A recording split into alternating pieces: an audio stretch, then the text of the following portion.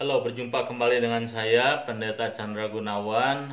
Hari ini kita akan mendiskusikan mengenai satu topik di dalam dunia Perjanjian Baru, walaupun tidak langsung berkaitan dengan dunia Perjanjian Baru, tetapi masih terkait dengan dunia Perjanjian Baru, yaitu mengenai tulisan-tulisan yang disebut sebagai tulisan-tulisan rabbinik atau tulisan-tulisan daripada kelompok rabbinik.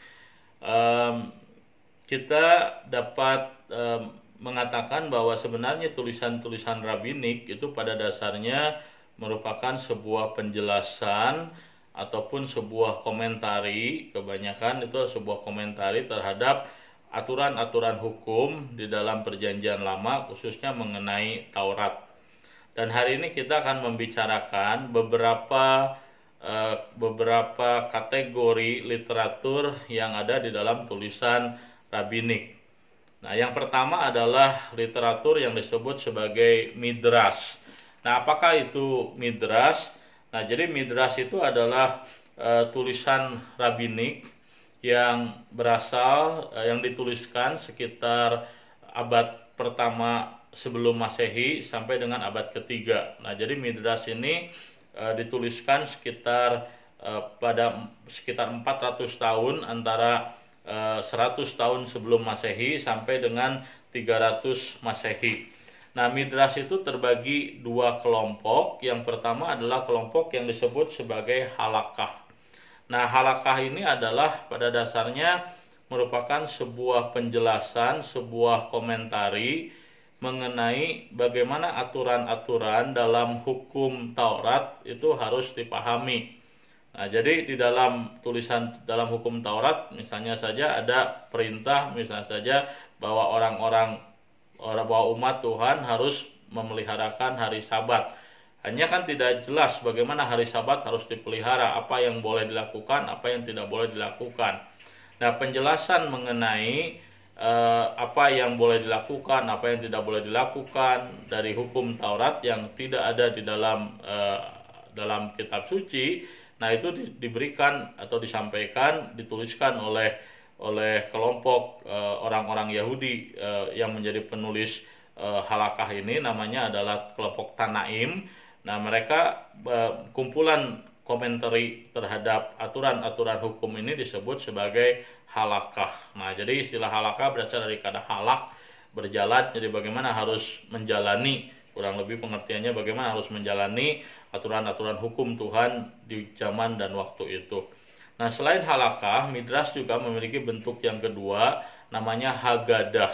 Nah, hagadah berbeda dengan halakah. Jadi hagadah ini adalah kumpulan cerita dalam bentuk narasi dan juga dalam bentuk khotbah-khotbah ataupun sermon mengenai hukum-hukum Taurat ataupun mengenai seluruh Perjanjian Lama atau kisah-kisah Perjanjian Lama.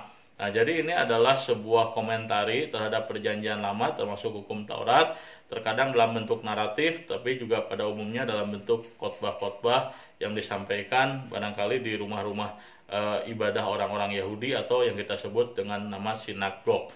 Nah, itulah kelompok tulisan yang pertama, namanya adalah midrash. Nah, kelompok tulisan yang kedua adalah namanya Tosefta, adalah Tosefta.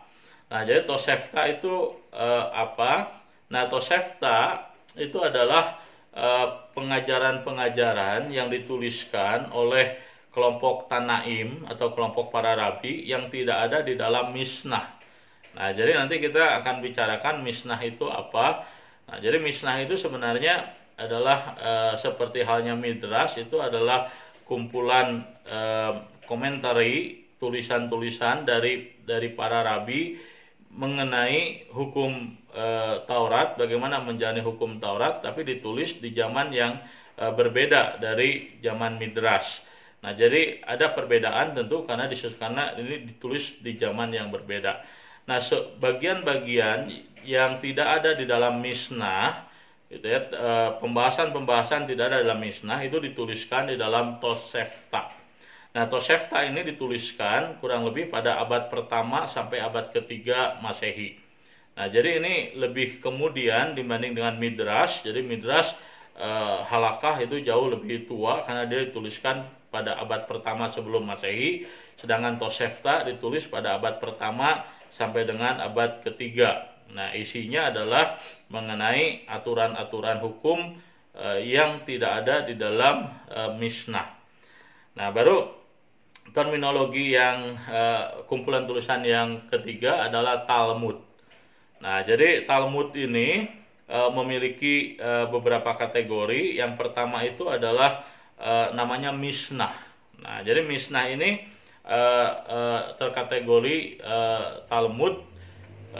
Nah, Mishnah itu ditulis sekitar tahun 200 setelah Masehi. Nah, sampai kapan Mishnah ini ditulis? Nah, ini sampai abad ke-5, ya, sampai abad ke-5 Masehi. Nah, jadi Mishnah ini adalah seperti halnya Midrash. Ini adalah tulisan yang berisikan komentari, gitu ya, komentari yang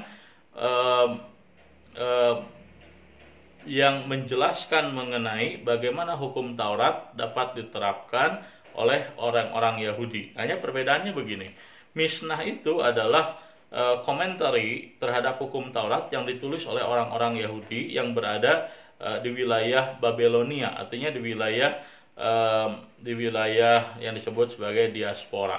Nah, jadi ada kumpulan tafsiran terhadap hukum Taurat yang ditulis oleh orang-orang Yahudi dalam konteks diaspora. Nah, itu namanya Mishnah yang ditulis pada abad kedua pada abad kedua Masehi sampai dengan abad kelima. Nah, lalu kumpulan tafsiran terhadap hukum Taurat yang ditulis bukan di Babilonia tetapi di Palestina, namanya adalah Talmud Palestinian atau Palestinian Talmud. Nah, itu ditulis di wilayah Gamara. Nah, itu sekitar abad kedua setelah Masehi. Nah, jadi pada abad kedua Masehi ada dua jenis tafsiran, gitu ya, yang dituliskan terhadap hukum Taurat, yaitu apa yang disebut sebagai Mishnah, gitu ya, apa yang disebut sebagai Mishnah dan apa yang disebut sebagai Gamara. Nah, jadi Mishnah adalah penjelasan terhadap hukum Taurat yang dituliskan oleh orang-orang Yahudi di diaspora di wilayah Babilonia, dan Gamara adalah tafsiran terhadap hukum Taurat yang dituliskan di wilayah Palestina, gitu ya. Itu maka kita menyebutnya itu sebagai Talmud. Jadi ada Talmud Palestina, ada Talmud yang disebut sebagai Talmud Babilonia yang disebut sebagai Mishnah. Nah, Talmud dari Babilonia yang disebut Mishnah kemudian juga dikembangkan atau berkembang pada abad kelima dan seterusnya oleh kelompok yang disebut sebagai Amoraim, gitu ya, Amoraim. Nah, itu namanya adalah Gemara, gitu ya, Gemara. Nah, jadi Gemara ini adalah komentari yang ditulis oleh orang-orang Yahudi bukan terhadap hukum Taurat tapi terhadap Mishnah, gitu ya, nah, terhadap Mishnah. Nah, jadi Mishnah adalah komentari terhadap hukum Taurat ditulis oleh orang-orang Yahudi abad kedua Masehi di Babilonia, dan Gemara, gitu ya, Gemara adalah tafsiran terhadap Mishnah ditulis oleh orang-orang Yahudi pada abad kelima Masehi.